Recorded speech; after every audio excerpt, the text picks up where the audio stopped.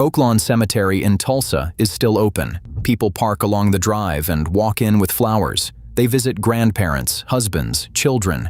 The grass is mowed, the headstones are straight, and along the western fence line there is a stretch of that same mowed grass with no markers on it at all. For 99 years, nobody could tell you with certainty what was under it. The city had never mapped it. There were no names, no stones, no records worth the paper. There were only old rumors, passed down in black families in North Tulsa, that this was where the bodies went.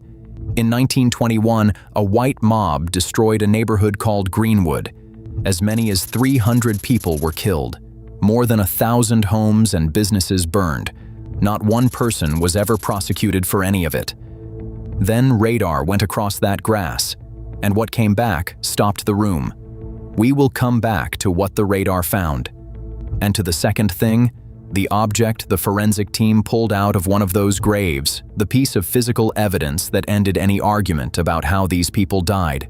But to understand why that finding landed the way it did, you first have to know what Greenwood was before the fire and what happened to a young man named C.L. Daniel who was only passing through. And that is exactly why this channel exists. This is one of those stories somebody decided you were never supposed to hear. If you want the history that got buried on purpose, subscribe now and stay with me. What is under this particular lawn is going to stay with you for a long time. Go to Tulsa, Oklahoma today.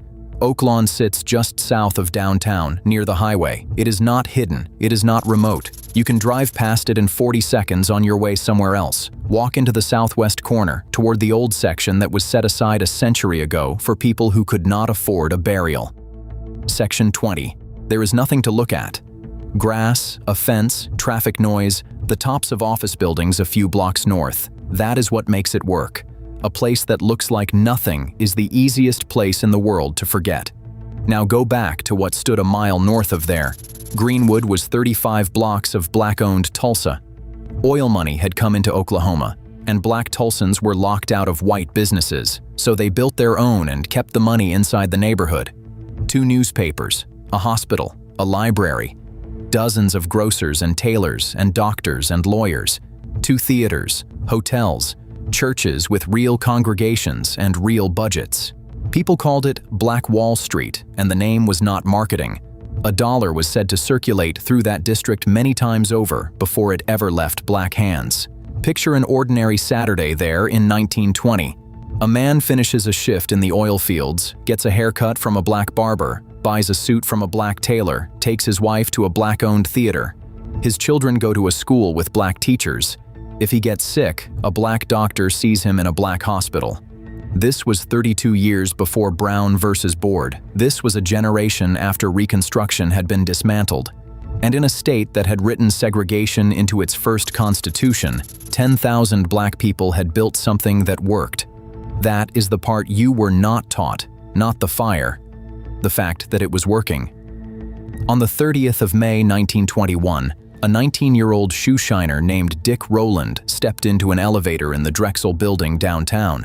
What happened in that elevator has never been established. Something startled the 17-year-old operator, Sarah Page. She did not press charges. Rowland was arrested anyway. The next afternoon, a Tulsa newspaper ran an inflammatory story. By evening, a white crowd had gathered at the courthouse. Black men, many of them veterans who had come home from France 3 years earlier, went down to stop a lynching. A shot was fired. Nobody knows by whom. What followed was not a riot. A riot is a crowd losing control. This was organized. Thousands of white men moved north into Greenwood through the night and into the morning of the 1st of June. Homes were looted first and then set on fire, which is a detail worth holding on to. This was not blind rage. It was blind rage with a schedule. Survivors described aircraft overhead. Businesses were burned block by block. Anyone who came out of a building was shot at. Some men were deputized that night and handed weapons by the city itself. By the time the National Guard restored order, 35 blocks were ash. More than 1,000 structures were gone. Around 10,000 people were homeless, and thousands of black Tulsans, the survivors, were held in internment camps under guard. Read that again. The people whose houses had just been burned down were the ones put behind wire. Some were held for days. Some could only be released if a white employer came and vouched for them. On the 2nd of June, a black woman in Tulsa could get out of custody only if a white person signed for her. Insurance claims were denied. Nobody was charged. The city moved on, and for the next 50 years, the massacre did not appear in Oklahoma school textbooks. It was not a secret. It was something everyone agreed not to say. Now here is the detail that tells you how completely the record was destroyed. The investigators working this case have said plainly that an exact death toll may never be established, not because the research is sloppy, because of what was done with the bodies. They were put in the Arkansas River. They were loaded onto flatbed rail cars. They were put into unmarked ground. There is no list. There was never going to be a list. That was the point.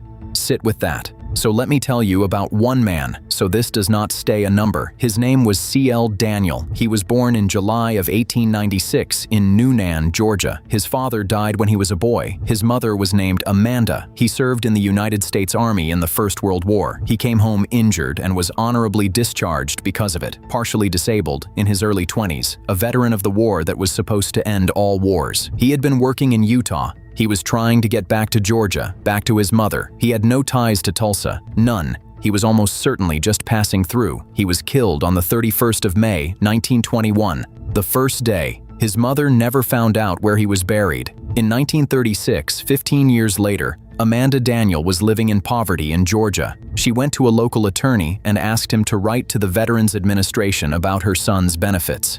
She had no discharge papers. She had no death certificate. She had nothing to prove her son was dead except what she had been told. Sit with the shape of that.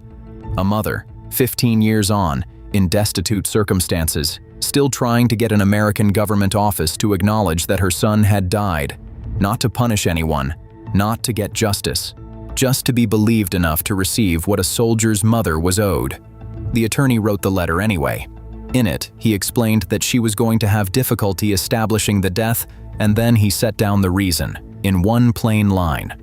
CL was killed in a race riot in Tulsa, Oklahoma in 1921. It is not clear whether the Veterans Administration ever wrote back.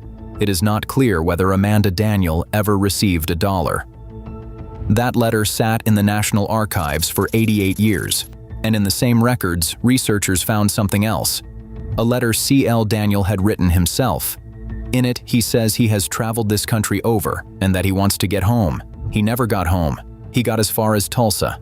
In July of 2024, a laboratory in Salt Lake City matched DNA from the descendants of his brothers to a set of remains taken out of Oaklawn Cemetery.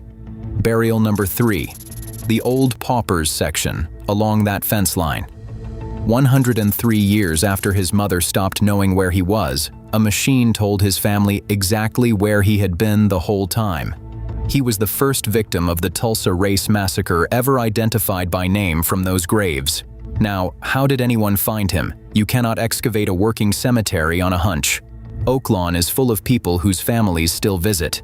You cannot bring in machines and open the ground because of a rumor, no matter how old and no matter how credible. So in 2019, the city did what the archaeologists at Central Park had done. They looked without digging. Ground-penetrating radar works on a simple principle. A machine is pushed slowly across the surface, the way you would mow a lawn. It fires pulses of energy down into the earth and listens for the echoes.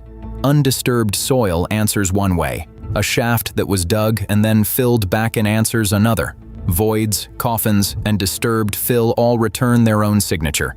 Here is the part that matters. Soil has memory. When you dig a hole and fill it back in, the earth never returns to what it was. Layers that took thousands of years to settle get shuffled, and they stay shuffled. Grass grows over the top and the surface goes quiet, but 3 feet down the ground is still holding the shape of the hole.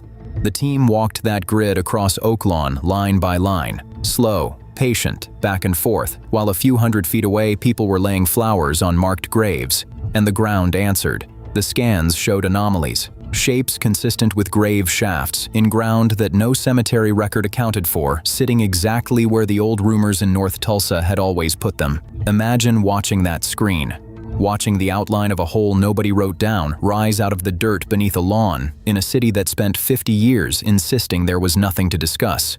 In July of 2020, they opened a test excavation at one of those locations and found nothing. That is worth saying out loud because it is how real science works, and it is the part that usually gets cut. In October of 2020, they went back and opened another. This time they found a coffin, then another, then 8 more. 10 burials in a single large pit. One hole, dug once with people put into it together. The Oklahoma State archaeologist working the site said it plainly. This constitutes a mass grave. And here is where I have to be careful with you, because this is the part that gets exaggerated online, and I will not do that.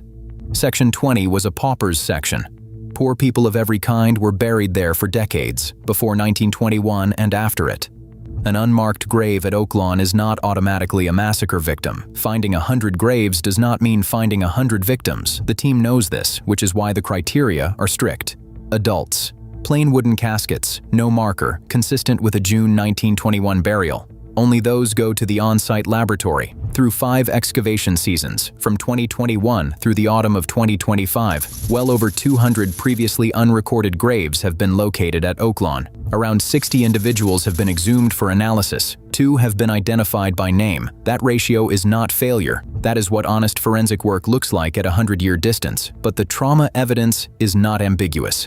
8 of the exhumed individuals show gunshot wounds. 5 of those show multiple gunshot wounds. And in the excavation season that ran through the autumn of 2025, the team recovered a set of remains with a bullet still lodged in the rib cage. Think about what that object is. Somebody shot a man in the chest in Tulsa in the summer of 1921. Somebody else put him in a plain wooden box and into a hole with strangers and put the dirt back and walked away and told no one. The city produced no charges, no inquest, no name, no stone. And the bullet stayed exactly where it was, inside him, in the dark, for 104 years, waiting for somebody to come and ask. You cannot argue with a bullet in a rib cage. It is not testimony. It is not oral history that a historian can wave off. It is the round itself, still in the body, still in the ground, under mowed grass, 40 seconds off the highway. So what does this case actually tell us? It tells us the massacre was never the whole crime. The fire was 2 days. The erasure was a century. Deny the count. Deny the graves. Deny the insurance. Keep it out of the school books. Tell the families their stories are exaggerated, and when the old people who were there start dying off, wait, because time was always doing the work for you. You have seen this shape on this channel before. Seneca Village in Manhattan, called a shantytown in the papers so a city could pave it over. The Clotilda burned and sunk so there would be no evidence. Different states, different decades, same instruction. Take it, then insist there was never anything there. But the erasure did not finish. The families in North Tulsa kept saying it for 100 years while they were called unreliable. The radar found what they had been pointing at the entire time. Viola Ford Fletcher was 7 years old when Greenwood burned. She testified before Congress at 107, and she said she still hears the airplanes. She died in November of 2025 at 111 without ever being compensated by the city or the state. Leslie Benningfield Randall is 111 years old. As of this recording, she is the last living survivor of the Tulsa Race Massacre. There is still someone alive who saw it.